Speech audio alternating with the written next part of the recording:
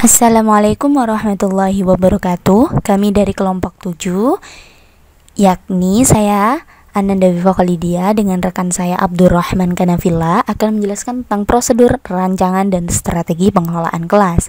Nah, pengertian prosedur itu apa sih? Nah, pengertian prosedur pengelolaan kelas adalah langkah-langkah kegiatan yang dilaksanakan bagi terciptanya kondisi optimal bagi terjadinya proses belajar.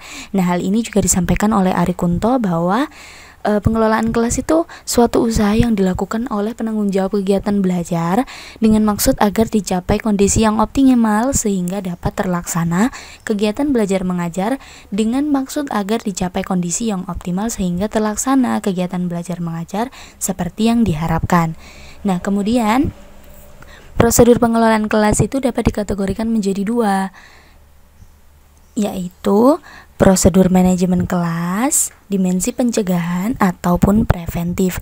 Nah, hal ini merupakan inisiatif guru dan wali kelas untuk menciptakan kondisi yang baru dari reaksi biasa menjadi reaksi edukatif dengan senantiasa membangkitkan motivasi belajar siswa.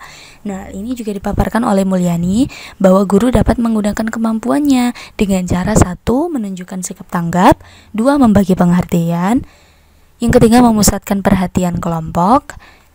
Kemudian ada juga memberi petunjuk yang jelas, kemudian menegur, serta yang terakhir adalah memberikan penguatan perilaku peserta didik yang positif. Nah, yang kedua adalah prosedur manajemen kelas dimensi penyembuhan ataupun kuratif.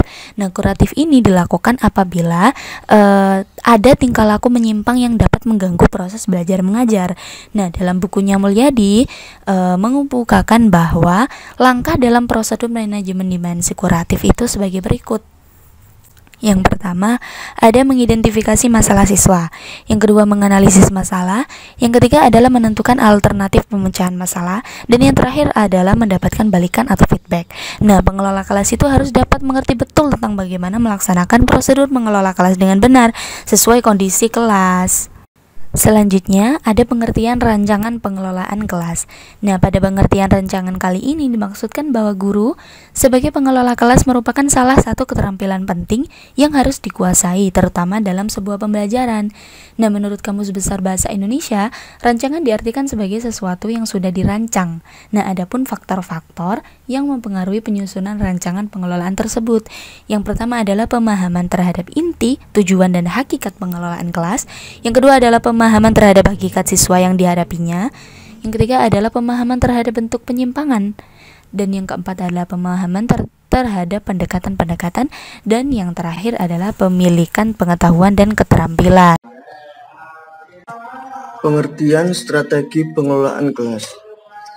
Kata strategi dapat dimaknai sebagai siasat, rencana, atau metode dan juga usaha. Hal ini merujuk pada kepercayaan suatu hal yang nantinya dapat dilakukan sesuai dengan yang diharapkan. Dalam strategi pengelolaan kelas ini, strategi yang dimasukkan adalah bagaimana pengelolaan kelas tersebut dibuatkan strategi yang nantinya diharapkan bisa membantu atau memberikan solusi ketika tugas guru sebagai pengelola kelas sedang berlangsung. Terdapat dua indikator yang menjadi latar belakang dari strategi ini. Faktor pendukung: 1. Kurikulum, 2. Sarjana, 3. Guru, 4. Siswa, 5. Keluarga, dan 6. Fasilitas. Yang kedua, faktor penghambat: 1. Kurikulum yang tidak mendukung kebutuhan belajar siswa.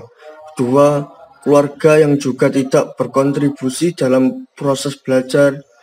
3. Siswa yang kurang kesadaran akan pentingnya proses belajar mengajar. 4. Komunikasi antar guru dan siswa yang tidak berjalan dengan baik. Penerapan, rancangan, dan strategi pengelolaan kelas. Dalam implementasinya, rancangan dan strategi dibuat untuk memenuhi standar pengelola kelas dengan baik. Bagaimana guru membuat rancangan pengelolaan kelas? Guru harus memahami betul kondisi siswa yang diajarnya. Nantinya, guru harus dapat membawa kelas yang dikelolanya, seperti memberikan arahan apa dan yang tidak seharusnya dalam mengelola kelas. kegiatan dalam kelas dan juga membuat aturan-aturan tertentu dalam kelas. Guru juga biasanya menerapkan pendekatan pembelajaran yang nantinya akan diajarkan.